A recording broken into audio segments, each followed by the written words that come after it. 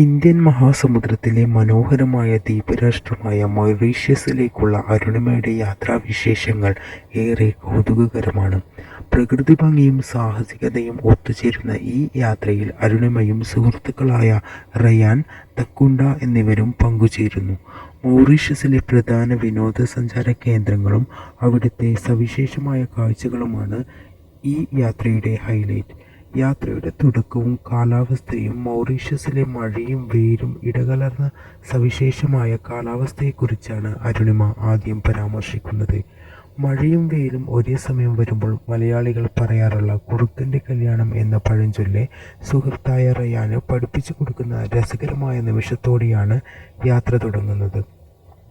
കൃത്യമായ ആസൂത്രണത്തോടെയുള്ള യാത്രയായിരുന്നിട്ടും അവിടുത്തെ കാലാവസ്ഥ പെട്ടെന്ന് മാറിക്കൊണ്ടിരിക്കുമെന്ന് അരുണിമ നിരീക്ഷിക്കുന്നു. ദ്വീപ് പര്യവേഷണവും സാഹസികതയും. യാത്രയുടെ 2-ാം ദിവസം ഒരു ഐലൻഡ് ട്രിപ്പാണ് അരുണിമയും സംഘവും നടത്തിയത്. ബോട്ട് മാർഗമുള്ള യാത്രയിൽ കടലിലെ ക്രിസ്റ്റൽ ക്ലിയർ വെള്ളവും വിവിധ നിറത്തിലുള്ള പവിഴപ്പുറ്റുകളും അരുണിമയെ വിസ്മയിപ്പിച്ചു. Under water sea walking. കടലിൻ്റെ അടിത്തട്ടിലൂടെ നടക്കാനുള്ള സാഹസികതയായിരുന്നു ഈ യാത്രയിലെ ഏറ്റവും വലിയ അനുഭവം.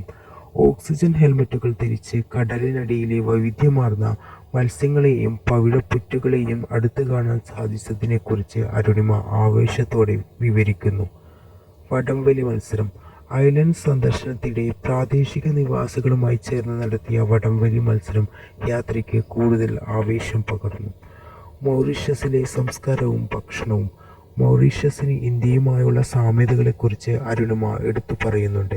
അവിടുത്തെ കറൻസിയായ മൗറീഷ്യൻ റുപ്പിയും ഇന്ത്യൻ ഓയിൽ പോലെയുള്ള സ്ഥാപനങ്ങളും ഒരു ഗൃഹാതുരത്വം നൽകുന്നവയാണ്.